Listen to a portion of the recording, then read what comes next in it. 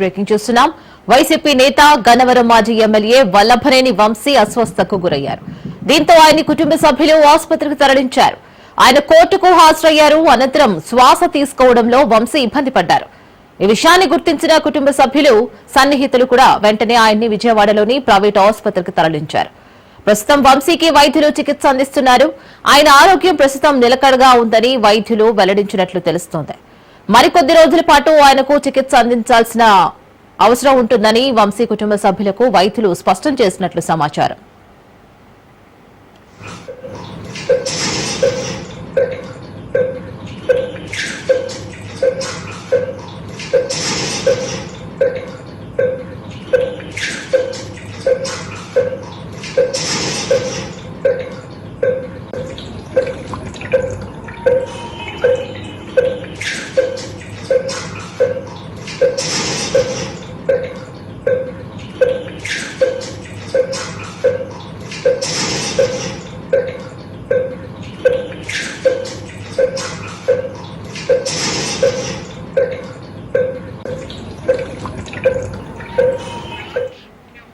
So దీని మీద మరింత సమాచారం ఐపీ బ్యూరో చీఫ్ క్రాంతి అందిస్తారు. క్రాంతి, వైసీపీ నేత వల్లభనేని వంశీ అస్వస్థతకు గురైనట్లు తెలుస్తోంది. ఆయన ఆరోగ్య పరిస్థితి ఏ విధంగా ఉంది ప్రస్తుతం?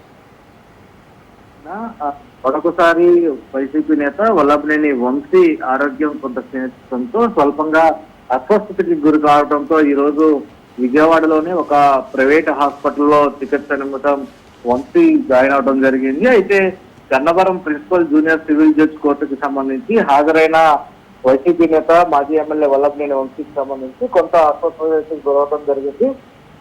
దాని నిమిత్తం అక్కడి నుంచి నేరుగా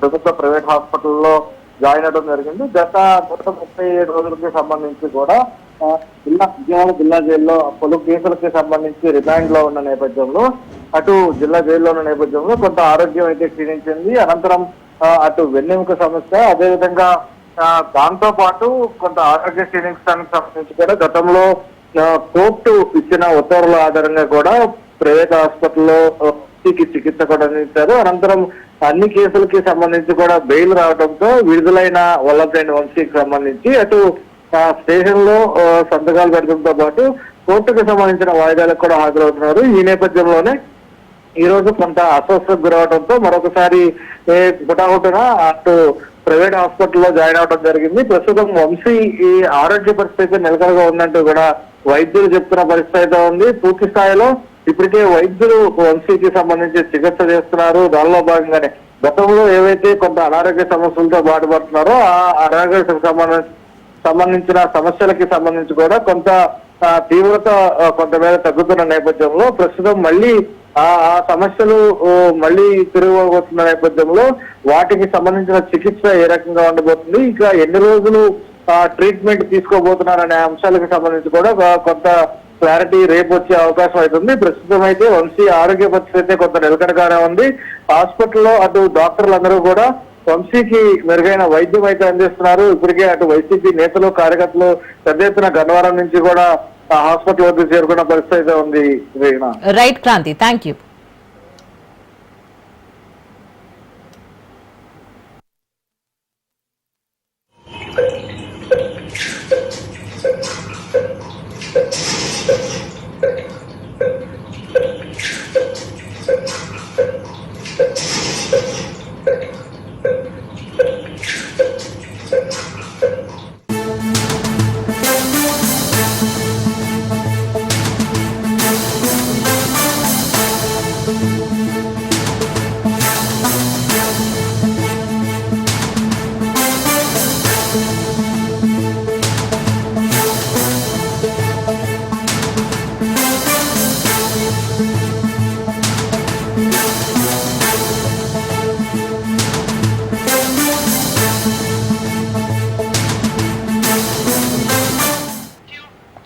మరో బ్రేకింగ్ చూస్తున్నాం. పల్నాడు జిల్లా నర్సరావుపేటలో వింత ఘటన చోటు చేసుకుంది. భర్త మీద కోపంతో మహిళ పెన్నును మింగేసింది. 28 ఏళ్ల వివాహిత విపరీతమైన కడుపు నొప్పితో బాధపడింది. వాంతులు చేసుకుంటూ ఉండడంతో ఆమె కుటుంబ సభ్యులు వినుకొండ రోడ్డులోని ఆసుపత్రిలో చేర్పించారు. ఆమె పరిస్థితిని చూసిన వైద్యులు ఆమెకు సిటీ స్కాన్, ఎండోస్కోపీ పరీక్షలు చేయగా కడుపులో పెన్నులు ఉన్నట్లుగా తెలిసింది. దీంతో ఆమెకు వెంటనే ఆపరేషన్ చేశారు. అడ్వాన్స్డ్ లాప్రోస్కోపీ విధానం ద్వారా ఎటువంటి కోత కుట్లు లేకుండా అరుదైన ఆపరేషన్ చేసి కడుపులో నుంచి 4 పెన్నులను బయటకు తీశారు.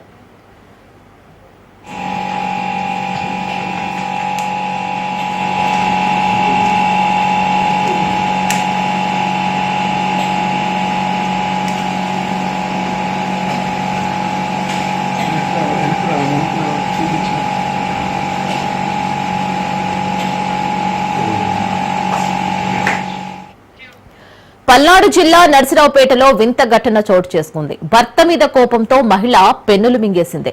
28 ఏళ్ల వివాహిత విపరీతమైన కడుపు నొప్పితో బాధపడింది. వాంతులు చేసుకుంటూ ఉండడంతో ఆమె కుటుంబ సభ్యులు వినుకొండ రోడ్డులోని ఆసుపత్రిలో చేర్పించారు. ఆమె పరిస్థితిని చూసిన వైద్యులు ఆమెకు సిటీ స్కాన్, ఎండోస్కోపీ పరీక్షలు చేయగా కడుపులో పెన్నులు ఉన్నట్లుగా తెలిసింది. దీంతో ఆమెకు వెంటనే ఆపరేషన్ చేశారు. అడ్వాన్స్డ్ లాప్రోస్కోపీ విధానం ద్వారా ఎటువంటి కోత కుట్లు లేకుండా అరుదైన ఆపరేషన్ చేసి కడుపులో నుంచి 4 పెన్నులను బయటకు తీశారు.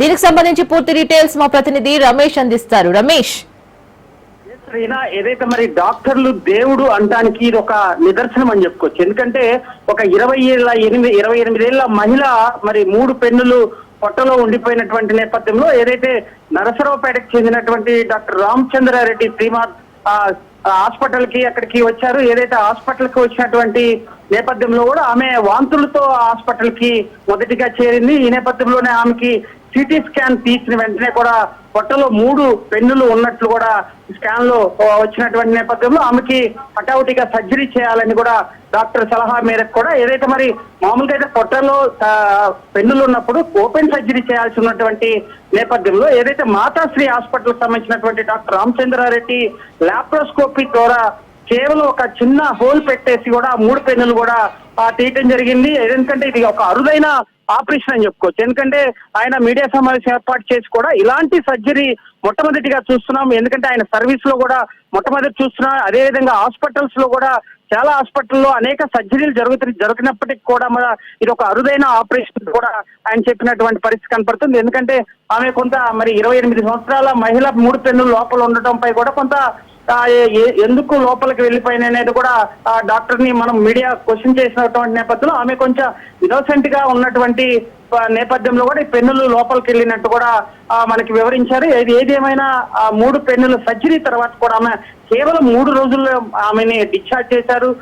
హాస్పిటల్ వైద్య సిబ్బంది ఒక టీం రూపంలో కూడా ఆ సర్జరీ చేసి సక్సెస్ఫుల్ గా కూడా విజయవంతం జరిగింది. అరుదైన ఆపరేషన్ విజయవంతం చేసినటువంటి నేపథ్యంలో కూడా అటు కుటుంబ సభ్యులు కూడా, ఎందుకంటే అంత పెద్ద మేజర్ సర్జరీకి సంబంధించి కూడా ఎక్కడా కూడా ఇబ్బంది లేకుండా పొట్ట పూర్తిగా కూడా కోసి సర్జరీ చేయకుండా లాప్రోస్కోపీ ద్వారా కేవలం ఒక చిన్న హోల్ తో కూడా సర్జరీ చేసినటువంటి నేపథ్యంలో అటు డాక్టర్లు కుటుంబ సభ్యులు కూడా ఆనందం వ్యక్తం చేసినటువంటి పరిస్థితి కనపడుతుంది. ఇదే టాపిక్ కొంత సోషల్ మీడియాలో కూడా ఇదే వీడియో కాస్త వైరల్ అవుతుంది. ఎందుకంటే ఆయన సాక్షాత్తు డాక్టర్ రామచంద్రారెడ్డి ఏదైతే సర్జరీ చేసినటువంటి వీడియోని పూర్తిగా కూడా రికార్డ్ చేసి వీడియోని కూడా సోషల్ మీడియా అంటే ఒక మెసేజ్ అంటే ఒక సర్జరీ ఇలాంటి సర్జరీ అరుదైన సర్జరీ చేసినప్పుడు డాక్టర్స్ యొక్క పనితీరు అదేవిధంగా సర్జరీ ఎలాంటి విజయవంతమైంది ఏ విధంగా తీయగలిగారు అనేది కూడా సమాజానికి ఒక మెసేజ్ ఇచ్చేందుకు కూడా ఆయన సోషల్ మీడియా వేదిక కూడా చేసినటువంటి నేపథ్యంలో ఇది కొత్త వైరల్ అవుతున్నటువంటి అంటే ఖచ్చితంగా డాక్టర్లు చేసినటువంటి వైద్యం అందరూ కూడా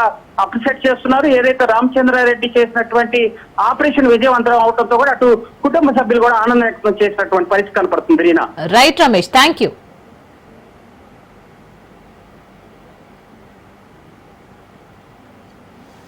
మన నర్సరావుపేటకు చెందిన ఒక 28 సంవత్సరాల మహిళ మన హాస్పిటల్కి వాంతులతో వచ్చారు. సో మనం నెక్స్ట్ ఎందుకు వాంతులు అవుతున్నాయా అని చెప్పేసి ఒక ఎండోస్కోపీ అనే టెక్నిక్ వాడి అవి పరీక్ష చేసామన్నమాట. పరీక్ష చేసినప్పుడు మనకి స్టొమక్కి చిన్న పేక్కి మధ్యలో 4 పెన్నులు బ్లాక్ అయినాయి. సుమారుగా ఆ పెన్నులు ఈ సైజులో ఉన్నాయన్నమాట. మన మాతాశ్రీ హాస్పిటల్స్లో మనం అడ్వాన్స్డ్ లాప్రోస్కోపిక్ టెక్నిక్ వాడి చిన్న హోల్స్ ద్వారా కుట్లు కోత లేకుండా ఆ పెన్నులు చాలా జాగ్రత్తగా తీయటం జరిగింది. ఎమ్మటే ఏదైతే పేగు ఓపెన్ చేసామో అదే లాప్రోస్కోపీ పద్ధతిలో క్లోజ్ చేసాము. పేషెంట్ 4వ రోజే మనం లిక్విడ్ డైట్ స్టార్ట్ చేసేసి ఇంటికి పంపించేసాం అనమాట. మన నర్సరావుపేటకు చెందిన ఒక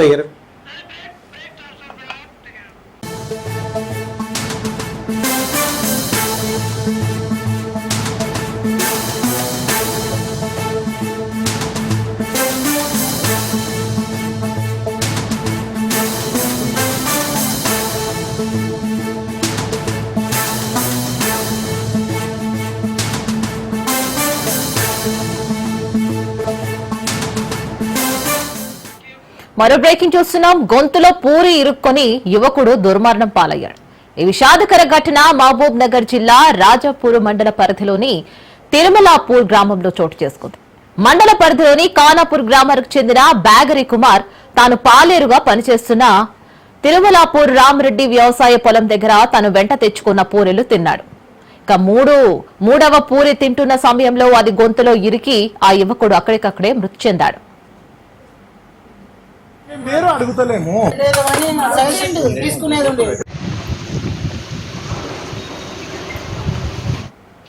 ఇదిలా ఉండగా వ్యవసాయ పొలంలో తన కొడుకు పూరి తిని చనిపోలేదని, గొంతులో పూరి ముక్కలు కూడా ఏమంటున్నారు కుటుంబ సభ్యులు. మృతదేహాన్ని గమనిస్తే తన చెవికి గాయమైనట్లు కనిపించిందని మృతుడి తల్లి అనుమానం వ్యక్తం చేసింది. మరోవైపు యజమాని మాత్రం ఆ టిఫిన్ తినొద్దునని కుమార్తో చెప్పారని కూడా అన్నారు. 2 లక్షలు ఇస్తా అని చెప్పినట్ట పటేలు. ఇక అంతటితోనే సైలెంట్ గా ఎవరు అడవి పెద్దగా ఉంది, పెళ్లికి ఉంది. ఇప్పుడు ఏమైనా ఖర్చులకు ఏమైనా మేమైనా ఎంత పెట్టగలుగుతాం? ఎవరి సంసారాలు వాళ్ళకు ఉన్నాయి, ఎక్కువ పెట్టలేం కదా. ఎంతో అంతో ఇంత 2 లక్షలు ఇస్తాడు. అందులోకి ఇంత ఎక్కువ మాట్లాడన్నా సడన్ గా ఇక ఈ మంతలు ఈ ముందు ఎవరంతలా వాళ్ళు పెద్దగా పట్టించుకోలేదు. సాయంత్రం అయ్యే టైంకు చెవు మాత్రం బ్లాక్ అయింది.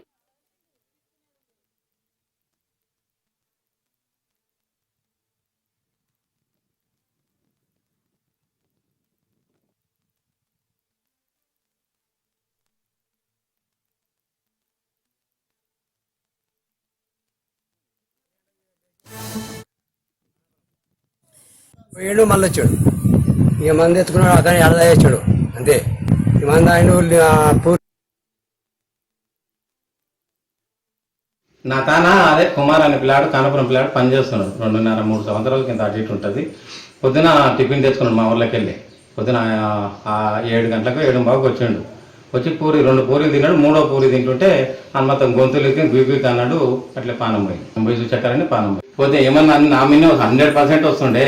కాకపోతే వాడు మంచి పిల్లగాడు అని చెప్పి నేను 2 లక్షలు ఇస్తానని చెప్పిన. పని చేసి నాకు వాడు నేను దగ్గర ఒక 20 ఎకరాలు కాసు చేస్తా. వచ్చిందంటే రుణం ఇవాళ రాలేదంటే రేపు వచ్చినట్టే 2 రోజుల్లో పని చేస్తాడు. పంప్ వేసుకున్నప్పుడు ఒకడే కొడతాడు. మంచి పని సార్. కానీ అటువంటిది ఏం లేదు. ఇంకో జీతగాడు ఉన్నాడు కదా, వాడు చెప్తాడు. అప్పుడే వాళ్ళు వచ్చిండ్రు, నోట్ల గొంతులు కింద తీసిండ్రు. లేట్ చేసిండ్రు సార్. ఇంకో బాబు ఉండే కదా, ఇంకోటి ఉన్నాడు, ఇంకో జీతగాడు ఉంటుందా? ఏం లేదు. ఒక ఊరోళ్ళు ఒక్కటే. వాళ్ళేమో ఎస్సీలు, వీళ్ళేమో ఈ బ్యాగ్ వాళ్ళ పిల్లాడు వాళ్ళేమో ఎస్సీలు. వాడు దగ్గర 6-7 ఏళ్ళు ఆయన పని చేయబట్టి. 5 గంటలకు లేచి ఇంటికి పోయాడు. కనపురం పోయాడు మళ్ళీ వచ్చాడు. ఇక మంది ఎత్తుకున్నాడు, అక్కడ అడదా చేసాడు అంతే. ఈ మంది ఆయన పూరి తింటుంటేనే లాస్ట్కు ఒక పూరి ఏం చేసి మరద పెట్టి అట్టే తిన్నాడు. అది మింగలే. నీ దగ్గర ఇంతమంది నీ దగ్గర అన్న సార్ వేడికాయ పెట్టినాడు డబ్బా తీసి పారేసాడు. నేను అటుగా నేను కరిగేలా తాగుతుంది, ఆ పబ్బులు పోయిపోరని పటేల్ చెప్పి ఆయన పోయి తింటున్నాడు.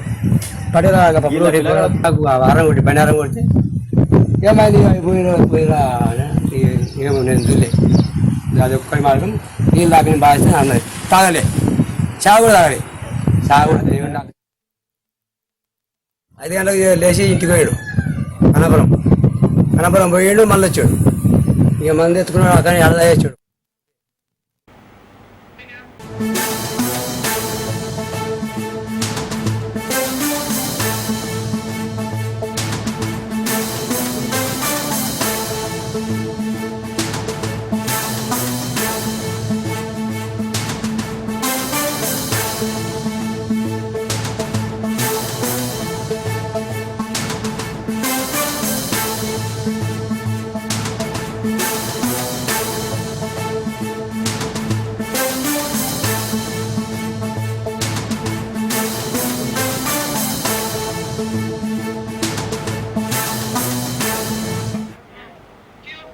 బ్రేకింగ్ న్యూస్ చూస్తున్నాం. కడప జిల్లా వనిపెంట గురుకుల పాఠశాల నిత్యం వివాదాల్లో చిక్కుకుంటుంది. కాగా ప్రిన్సిపల్ వేధింపులు తాళలేక బయాలజీ టీచర్ ఆత్మహత్య యత్నం చేసింది. నిద్ర మాత్రలు మింగి ఆత్మహత్య యత్నానికి పాల్పడ్డారు. ఆమెకు పాఠాలు చెప్పడం రావడం లేదని వేధిస్తుందని, తన ఇంట్లో పనికి పిలిపించుకుంటున్నారని ప్రిన్సిపల్ వేధిస్తున్నట్లు బాధితురాలి బంధువులు వెల్లడించారు. బాధితురాలిని చికిత్స నిమిత్తం స్థానిక ఆసుపత్రికి తరలించారు బంధువులు. ఘటనపై దర్యాప్తు చేపట్టాలని బంధువులు డిమాండ్ చేస్తున్నారు.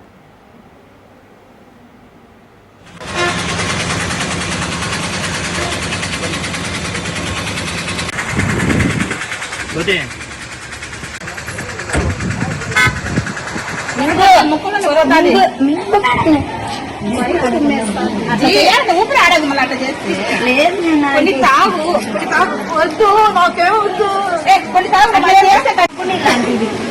మేడం ప్లీజ్ మేడం దండం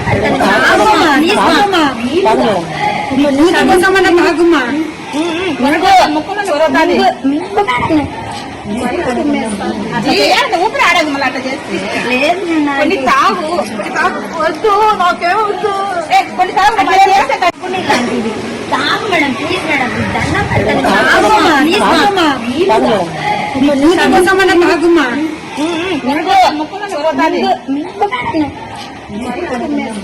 దండం ఊపిరి ఆడదు మళ్ళీ అట్లా చేస్తే కొన్ని తాగు వద్దు నాకేమొద్దు కొన్ని తాగు మేడం ప్లీజ్ మేడం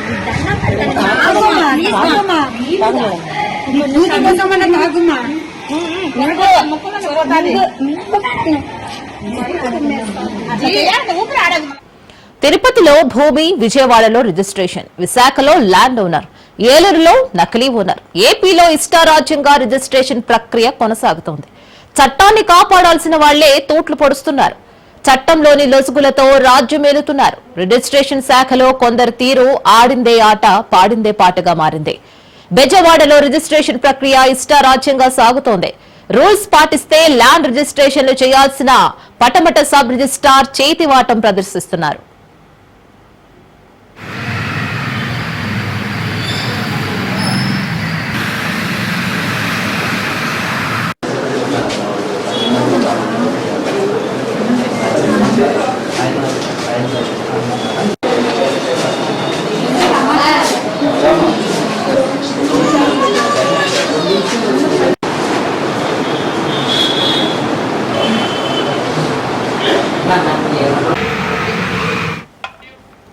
భూమి లేకపోయినా ఇబ్బంది లేదు, భూ యజమాని రాకున్నా పర్వాలేదు, కేవైసీ ఫింగర్ ప్రింట్ సరిగ్గా లేకపోయినా పర్లేదు, డబ్బులు ముట్ట చెబితే అన్ని పనులైపోతాయి. ఎన్టీఆర్ జిల్లాలోని పటమట రిజిస్ట్రేషన్ ఆఫీసులో రిజిస్ట్రేషన్లు చకచకా జరిగిపోతున్నాయి. పొలిటికల్ లీడర్లు అండతో పటమట సబ్ రిజిస్ట్రార్ రెచ్చిపోతున్నారు.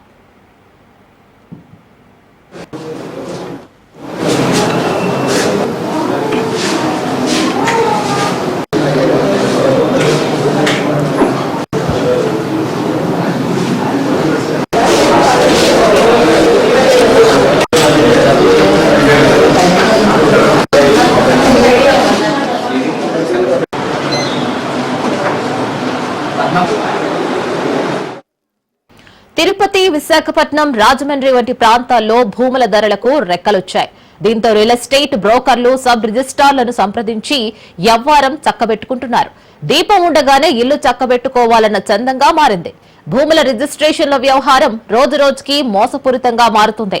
వీటికి అడ్డుకట్ట వేయాలని ఏపీ సర్కార్ గ్రీవెన్స్ నిర్వహిస్తున్నప్పటికీ ఫిర్యాదుల సంఖ్య పెరుగుతూనే ఉంది. లోపాలను సరిచేయకుండా మోసపూరితమైన రిజిస్ట్రేషన్లను చేయిస్తున్నారు కేటుగాళ్లు. కాసులు చెల్లిస్తే చాలు కాగితాలు రెడీ చేస్తున్నారు.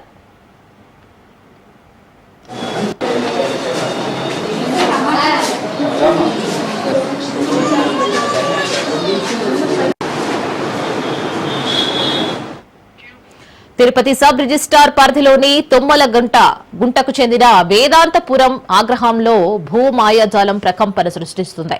సర్వే నంబర్ 238/5, 238/2 లో కొందరు మధ్య తరగతి వారు కలిసి 2008లో విజయనగర్ అలాగే employees cooperative housing building society limited పేరుతో ఒక వెంచర్ వేసుకున్నారు. అందులో 300 చదరపు గజాలు 209 నెంబర్ ప్లాట్ కత్తి శిరీష వయసు 38 సంవత్సరాల పేరుతో రిజిస్ట్రేషన్ జరిగి ఉంది. కత్తి శిరీష అనే మహిళ అనకాపల్లి జిల్లా ఆగనంపూడి ప్రాంతంలో నివాసం ఉంటున్నారు. యజమాని దూరంగా ఉన్నట్లు గుర్తించిన కొందరు రియల్ ఎస్టేట్ బ్రోకర్లు గుట్టు చప్పుడు కాకుండా ఆ భూమిని కబ్జా చేసేందుకు రిజిస్ట్రేషన్ శాఖ కమిషనర్ కార్యాలయంలో పనిచేసే రిటైర్డ్ ఆఫీసర్ను సంప్రదించి తతంగం నడిపించారు.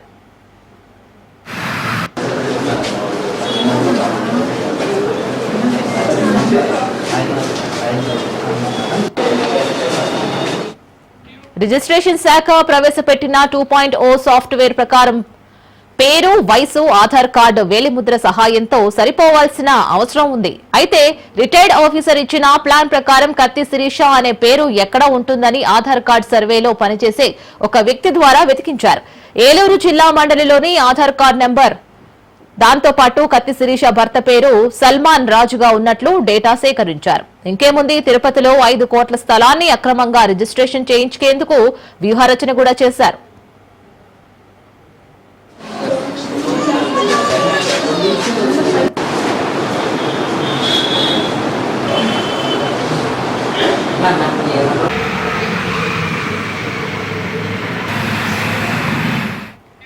ఎంత టెక్నాలజీ ఉన్నప్పటికీ నేరం చేసేవాడు ఒక చిన్న సాక్ష్యాన్ని వదిలి వెళ్తాడు. అలాగే నకిలీ రిజిస్ట్రేషన్ వెలుగులోకి వచ్చింది.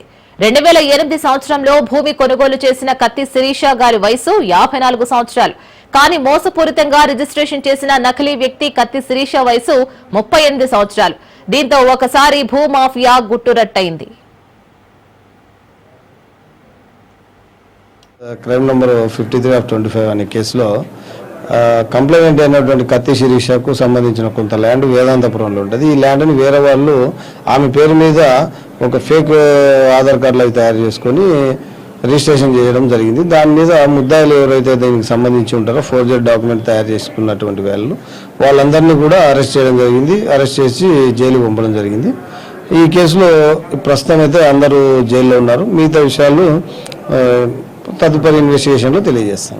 తిరుచానూరు బిఎస్ క్రైమ్ నంబర్ 53/25 అనే కేసులో కంప్లైంట్ అయినటువంటి కత్తి శిరీషకు సంబంధించిన కొంత ల్యాండ్ వేదాంతపురంలో ఉంటుంది. ఈ ల్యాండ్ని వేరే వాళ్ళు ఆమె పేరు మీద ఒక ఫేక్ ఆధార్ కార్డులు అవి తయారు చేసుకొని రిజిస్ట్రేషన్ చేయడం జరిగింది. దాని మీద ముద్దాయిలు ఎవరైతే దీనికి సంబంధించి ఉంటారో ఫోర్జరీ డాక్యుమెంట్ తయారు చేసుకున్నటువంటి వాళ్ళందరినీ కూడా అరెస్ట్ చేయడం జరిగింది. అరెస్ట్ చేసి జైలుకి పంపడం జరిగింది. ఈ కేసులో ప్రస్తుతం అయితే అందరూ జైల్లో ఉన్నారు. మిగతా విషయాలు తదుపరి ఇన్వెస్టిగేషన్లో తెలియజేస్తాం. Tiruchanur BS crime number 53/25. AP ప్రభుత్వం ఛాంబర్ ఉండకూడదంటూ తొలగించి ప్రజలకు అందుబాటులో ఉండాలని కూడా సూచించింది. కానీ పట్టమట సబ్ రిజిస్ట్రార్ మాత్రం దానికి విరుద్ధంగా స్టోర్ రూమ్ ను పర్సనల్ ఛాంబర్ గా మార్చుకొని ప్రభుత్వ నిబంధనలను కూడా ఉల్లంఘిస్తున్నారు. ఇటువంటి పర్సనల్ రూమ్ నిర్వహణపైన చర్య తీసుకోవాల్సిన అవసరం ఎంతైనా ఉంది.